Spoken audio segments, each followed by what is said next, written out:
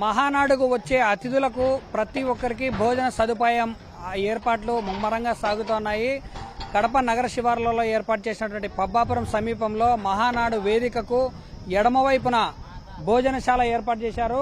మన video journalist Venu చూపించేటువంటి ప్రయత్నం చేస్తున్నాడు. అక్కడ ఎదురుగా ఉన్నటువంటి రేకుల షెడ్డులోనే 3 రోజులకు సరిపడే భోజనాలన్నింటినీ ఉదయం టిఫిన్తో మొదలుకొని మధ్యాహ్నం లంచ్, రాత్రి డిన్నర్ 3 పూటలకు సరిపోయేటువంటి 3 రోజులకు సరిపడినటువంటి భోజనాన్ని అందించే ఆ షెడ్లన్నీ కూడా మనం గమనించవచ్చు. ఆ షెడ్లతో పాటు ఇక్కడ నా వెనకల ఉన్నటువంటి ఒక లారీ ద్వారా మనం గమనించవచ్చు. మన వెనకాల ఉన్నటువంటి వంటకు ఉపయోగించే సామాగ్రి అంటే ఇక్కడ కూడా గమనించవచ్చు. పెద్ద పెద్ద అండాలు అంటే వీటిలోనే మనకు 3 రోజుల పాటు అతిథులకు అందించబోయే భోజనాన్ని అంతా కూడా ఈ పెద్ద పెద్ద వంటలు చూడొచ్చు.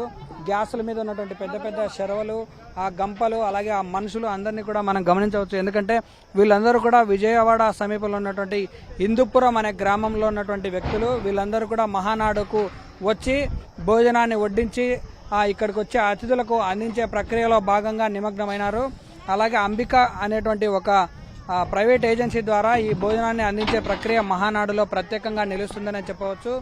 ఎందుకంటే 3 రోజుల పాటు సాధారణంగా ఒక పెళ్లిలో 500 మందికి భోజనాలు వడ్డించాలంటేనే ఎంతో కష్టంతో కూడుకున్నటువంటి పని. ఇక్కడ లక్షలాది మంది వచ్చేటువంటి పరిస్థితి ఉంది. వాళ్ళందరికీ కూడా ఎక్కడ నిర్విరామంగా అంటే కంటిన్యూగా టిఫిన్ మొదలుకొని భోజనము రాత్రి వరకు కూడా అన్ని సదుపాయాలు ఏర్పాటు చేయడానికి మహానాడులో ఇదొక ప్రత్యేకంగా మనము చెప్పవచ్చు.